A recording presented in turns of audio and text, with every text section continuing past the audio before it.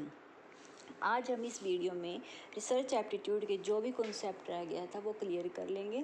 इस वीडियो में हम step of research, thesis and article writings और जो इसमें हमारे रह जाएगा, जैसे रिसर्च एथिक्स भी क्लियर हो जाएगा, और जो आईसीटी का यूज़ है हमारे रिसर्च में तो वो हमारा सारा रिसर्च एप्टीट्यूड क्लियर हो जाएगा। उसके बाद हम अपने क्वेश्चन को कंटिन्यू करेंगे। अगर आपको मेरी वीडियो अच्छी लगे तो प्लीज़ लाइक कर दिया करो और सब्सक्राइब कर दिया करो, ताकि जो भी मैं वीडियो बनाऊँ उसकी नोटिफिकेशन आप तक पहुंच सके। चलिए स्टार्ट करते हैं। Step of research. Her research जब हम करते हैं तो वो स्टेप वाइज होती है, सीक्वेंस में होती है। रिसर्च के कुछ स्टेप होते हैं, उसके अकॉर्डिंग हमें अपनी रिसर्च करनी होती है। जैसे फर्स्ट स्टेप है आइडेंटिफाई द प्रॉब्लम, क्योंकि जब तक हम किसी प्रॉब्लम को आइडेंटिफाई नहीं करेंगे तब तक हम अपनी रिसर्च को कर नहीं सकते, क्योंकि जब तक हमें प्रॉब्लम के बारे में ही क्लियर नहीं पता है, हम प्रॉब्लम को नहीं समझ पा रहे हैं, तो हम उस पर रिसर्च नहीं कर सकते। सेकेंड है review of the literature. Third is clarify the problem, clarify define terms and concept. Fifth is define the population. Sixth is develop the instrumentation plan. Seventh is collect data. Eighth is analyze data. देखो ये sequence होता है, ये कई बार question paper में पूछ लिया जाता है कि किस तरीके से ये सही इसका सीक्वेंस है, पर इसमें कई बार एक दो आगे पीछे ऐड हो जाता है। पर हमें ध्यान रखना है, सबसे पहले हम आइडेंटिफाई करते हैं प्रॉब्लम में और लास्ट में एनालाइज करते हैं डाटा को। आगे है थीसिस एंड आर्टिकल राइटिंग। क्या है थीसिस? होती है जब हम कोई भी रिसर्च पेपर तैयार करते हैं, कोई भी टॉपिक हमें मिल रहा है, उस पर हम जब अपना आर्टिकल्स हम पढ़ते हैं ना, वो जब हम उस पर आर्टिकल राइटिंग करते हैं, थीसिस बनाते हैं, कोई भी रिसर्च पेपर तैयार करते हैं किसी भी टॉपिक पे, वो होती है हमारी थीसिस और article writing. The thesis statement is a short, direct statement that summarizes the main point or argument of a research paper, study or academic essay. Documents piece of study submitted for obtaining a degree or professional degree while the candidate contains some facts and finding master degree and doctorate. देखो जब हम PhD करते हैं, doctorate करते हैं या master degree करते हैं कोई भी, तो उसमें हमें दी जाती है ना, जैसे फील्ड स्टडी दी जाती है या कुछ भी टॉपिक दिया जाता है कि हाँ आप इस पर रिसर्च करो, उसके बारे में को अपना डाटा तैयार करो, उसके बारे में लिखो कोई भी टॉपिक, तो वो होता है हमारा थीसिस जब हम उसको तैयार करते हैं। पर एक थीसिस लिखने के भी एक तरीका होता है, हर चीज़ का एक स्टेप होते हैं, तो वो है what are the step of thesis. Follow these 4 steps to come up with the thesis statement. जब हम अपनी थीसिस लिखते हैं या स्टेटमेंट तैयार करते हैं तो उसमें कुछ स्टेप्स होते हैं, जैसे ask A question about your topic. सबसे पहले क्या होता है, हमारे पास टॉपिक होता है, हम उसके बारे में जानते हैं, क्योंकि जब हमें कोई टॉपिक दिया जाता है तो हम उसके बारे में क्या करेंगे। मान लो हमें किसी स्कूल के बारे में टॉपिक दे दिया गया कि आपको स्कूल के बारे में पूरा डाटा कलेक्ट करना है, किसी भी स्कूल लगा लो, कॉलेज लगा लो, कोई हॉस्पिटल लगा लो, किसी के बारे में लगा लो, तो हम क्या करेंगे, हम उस टॉपिक के बारे में पूछेंगे, वहाँ पर जाएंगे, वहाँ ऑब्जर्वेशन करेंगे कि हाँ स्कूल में स्टाफ कैसा है, वहाँ पर स्टूडेंट कितने हैं, टीचर कितने हैं, मेथड स्टडी का क्या है, सब डाटा हम कलेक्ट करते हैं। राइट योर इनिशियल आंसर लिखते हैं, फिर develop your answer by including reason, क्योंकि अगर हम किसी चीज़ को बेस्ट कह रहे हैं या हम कह रहे हैं कि हमारी रिसर्च सही है, तो हमारा रीज़न भी होना चाहिए कि हमें क्यों अच्छा लगा वो जिस चीज़ के बारे में हमें दिया गया। कोई स्कूल है तो हमें क्यों उसमें बेस्ट चीज़ें क्या हैं, तो वो भी होता है। Refine your answer and adding more detail and news. अब होता है फॉर्मेट, किस चीज़ का फॉर्मेट जब तैयार करना होता है, ठीक है। अब हम अपनी बुक पढ़ते हैं, आप बुक से ही आसानी से समझ जाओगे। जब भी हम बुक अपनी नई लेते हैं, कोई भी बुक लगा लो, तो उसमें स्टार्टिंग में क्या होता है, उसमें यही होता है कि हाँ शुरू में लिखा होता है कि हाँ ये किसने लिखी है, किसके द्वारा लिखी गई है, सबमिट किसने की थी, और फिर उसके बाद हम देखते हैं उसमें कंटेंट होते हैं, टॉपिक्स होते हैं, फिगर्स होते हैं कि हाँ ये जो टॉपिक है ये किस पेज पे हमें मिलेगा। जैसे हम अपना 99 की पढ़ते हैं तो इसमें रिसर्च है, टीचिंग एप्टीट्यूड, कम्युनिकेशन है, पीपल एनवायरनमेंट जो भी है, तो हम उसके देखते हैं ना कि हाँ ये इस पेज पे है स्टडी। तो इस तरीके से वो तैयार किया। जैसे फर्स्ट है कवर पेज, उस पर क्या होएगा, टाइटल होएगा submitted to submitted bye.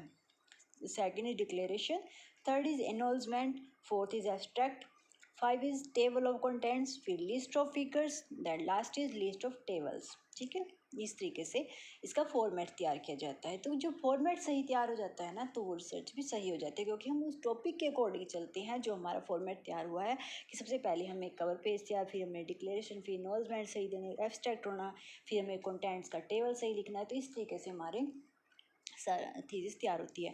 Thesis एक, आप कह सकते हो थीसिस एक शॉर्ट वे में होती है, मतलब कि एक शॉर्ट होती है, और इसमें ऐसे डिसेशन जो होती है वो थोड़ा लार्ज पॉइंट ऑफ व्यू होता है, लार्ज रिसर्च होती वो सेम ही है। Thesis graduation level including research topic detail finding. अब जब हम रिसर्च किसी भी टॉपिक डिटेल लेते हैं, उसके बारे में फाइंडिंग्स फैक्ट्स देखते हैं। डिशेशन होती है जो पोस्ट ग्रेजुएशन और डॉक्टर लेवल यानी कि पीएचडी वगैरह करते हैं, तब हमारी यूज़ होती है, मतलब कि है वही चीज़। ठीक है, किसी भी टॉपिक के बारे में जब हम अपना रिसर्च पेपर तैयार करते हैं, वो होती है हमारी थीसिस एंड आर्टिकल राइटिंग। अब देखो, आज के टाइम में आईसीटी का यूज़ रिसर्च में आप खुद भी जानते हो बहुत ज़्यादा है। बिना आईसीटी के यूज़ के हम हर कंप्लीट नहीं समझ सकते अपनी रिसर्च को, बहुत ही हम डिपेंड हो गए हैं एक आईसीटी पे, बहुत ज़रूरी भी हो गया है।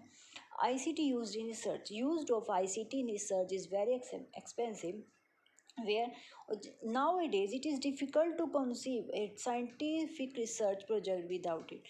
मतलब कि हम आज के टाइम में ये बहुत ही कन्विंस करने बहुत ही मुश्किल है कि हम ये सोचें कि हमारी रिसर्च विदाउट आईसीटी कंप्लीट हो जाएगी, तो ये इम्पॉसिबल सा लगता है।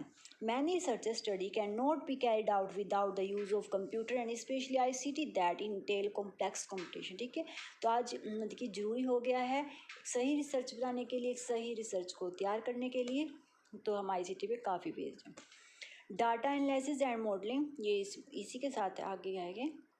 Data analysis and modeling. Computer in scientific research is used at all stage of study for proposal, budget stage of submission, presentation of finding। ठीक है, अब जब आईसीटी को हम अप्लाई करते हैं, 3 कैटेगरीज में करते हैं। फर्स्ट कैटेगरी आईसीटी इन प्री डाटा एनालाइज, जब हम डाटा एनालाइज करने से पहले जो हम अपना तैयार करते हैं प्रेजेंटेशन, जो भी हम सर्च तैयार करते हैं उसमें हम यूज़ करते हैं, और बिफोर डाटा कलेक्शन। ठीक है, फिर होती है जब ड्यूरिंग, जब हम अपनी सर्च कर रहे हैं उस टाइम पे ICT in data analyse. And third is ICT in post data analyse, जब हमारे पास डाटा कलेक्ट हो जाता है उसके बाद हम जो रिसर्च करते हैं। फर्स्ट कैटेगरी में क्या है, include content search, literature search, big data analyse, qualitative and quantitative data. उसमें क्या इंक्लूड है, कंटेंट सर्च होती है, लिटरेचर सर्च, डाटा एनालाइज, ये फर्स्ट कैटेगरी में हम ये सब करती हैं। तो second is including during the stage of analyse में क्वालिटेटिव और क्वांटिटेटिव पे हम क्वालिटेटिव भी होता है हमारा डाटा और क्वांटिटेटिव भी होता है, जो भी हमें अपनी रिसर्च के अकॉर्डिंग चाहिए वो हम यूज़ करते हैं। Post data all after data analyse, जैसे हम references, bibliography, articles, thesis and journal submission. ठीक है, ये सब होता है, और हम इसके अकॉर्डिंग अपनी स्टडी करते हैं, क्योंकि आईसीटी आज के टाइम में बहुत ही ज़रूरी हो गई है। इससे आगे रिसर्च एथिक्स। देखो, जब भी हम हर एक चीज़ के प्रिंसिपल्स होते हैं, कुछ रूल्स होते हैं जो ज़रूरी हैं। हम रिसर्च एथिक्स के बिना अगर हमारी रिसर्च एथिक्स नहीं है तो वो रिसर्च सही नहीं मानी जाएगी, क्योंकि देखो, research ethics involves application of fundamental ethical principles to research activities which include the design and implementation of research, respect towards society and others, the use of resources and research outputs, scientific misconduct and the regulation of research। क्योंकि research के भी एक principles होते हैं। आगे हम देखते हैं the following general summary of some ethical principles. देखो, जब हम एथिकल क्या होता है, जो भी हम सही तरीके से कर रहे हैं, एथिकल में हमारे हम लगा सकते हैं जो भी, अगर आप ईज़िली समझें, जैसे हमारे मोरल वैल्यूज़ होते हैं। अगर कोई व्यक्ति अपने मोरल वैल्यू को पूरा फॉलो कर रहा है तो वो सही पर्सनैलिटी मानी जाएगी, सही व्यक्तित्व माना जाता है, तो वही है। अगर हम इन चीज़ों को फॉलो करेंगे, हम अपनी रिसर्च में एथिकल करेंगे, तो वो रिसर्च बहुत ही अच्छी और सही मानी जाती है। जैसे honesty report data, result, methods and procedure and publication states, objectivity होनी, जो इंटीग्रिटी होनी जरूरी है, carefulness, openness, respect for intellectual property, confidentiality, responsible publication. देखो, जब हमें कोई रिसर्च दी जाती है, ठीक है, हम कॉलेज में, स्कूल में, जहाँ कॉलेज में पढ़ते हैं, हम कोई रिसर्च दे दी करने को, ठीक है, कॉलेज टाइम में, तो हम क्या करेंगे, वो हमारी रिस्पॉन्सिबिलिटी है ना, वो उससे होनेस्टी से करें। टीचर तो नहीं जान रहा है कि हमें कोई टॉपिक दे दिया, वही हम स्कूल का लेते हैं, स्कूल का टॉपिक दे दिया हमें कि आप इस स्कूल पे रिसर्च करो, उसकी कंप्लीट डाटा तैयार कलेक्ट करो। तो ये तो नहीं है हम अपने अकॉर्डिंग थोप देंगे, हाँ उसमें इतना स्टाफ होगा, इतने स्टूडेंट होंगे, ये मेथड यूज़ होते होंगे, इस तरीके से होंगी, वो हमारी सही रिसर्च थोड़ी मानी जाएगी।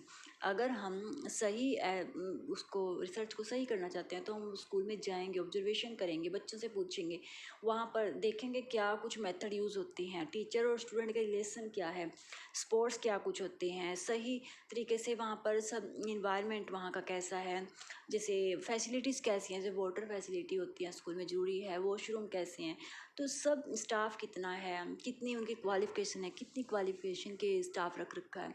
तो ये सब जब हम डाटा कलेक्ट करते हैं वही हमारी ऑनेस्टी मानी जाएगी ना, वही हमारे रिसर्च, जब हम ट्रूली जो रिप्रेजेंट करेंगे डाटा, ट्रूली जो हमारा जो हम कह सकते हैं वो फैक्ट है कंप्लीट, हम उस रिसर्च को हम सही मानते हैं, तो ये हमारी रिस्पॉन्सिबिलिटी होती है कि हम अपनी रिसर्च को किस वे में ले जा रहे हैं, उसको सही तरीके से रिप्रेजेंट कर रहे हैं नहीं।